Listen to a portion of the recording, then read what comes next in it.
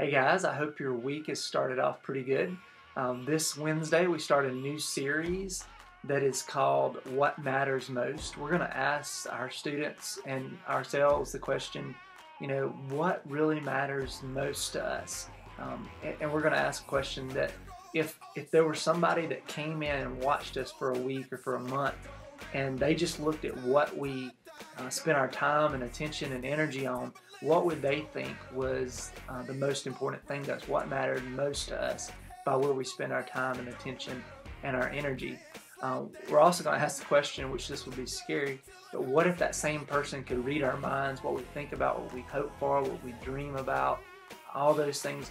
What would they, whenever they looked at that, what would they think mattered most to us? And that's a question that, it's kind of scary because most of them would say it's our friends or ourselves or sports or school or whatever it may be, but it wouldn't be the thing that we would probably want them to say. It wouldn't be what we thought mattered most to us, because we would say it was our family, it's our friends, some might even say God, all those things, but probably what that person would say is not what we would hope they would say.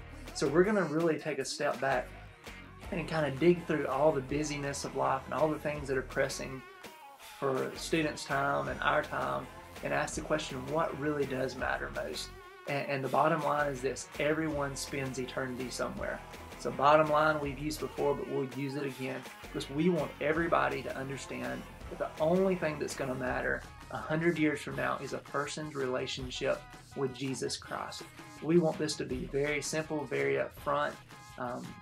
The students need to understand that everyone, their friends, their family, their classmates and neighbors, everyone is going to spend eternity somewhere.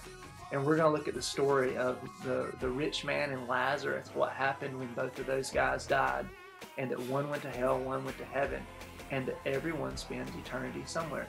So since this is such an important week, I'm going to ask that you somehow, either through Facebook or whatever means you have, contact all of your students and just encourage them. You don't have to say what it's about this week, but just encourage them to be here. If somebody's been missing for a few weeks or possibly a few months, make contact with them. Try to get some of your students to make contact with them, and let's try to get everybody back for these next 2 weeks, because it's a very, very important message. It's the core message that we have, that everyone spends eternity somewhere.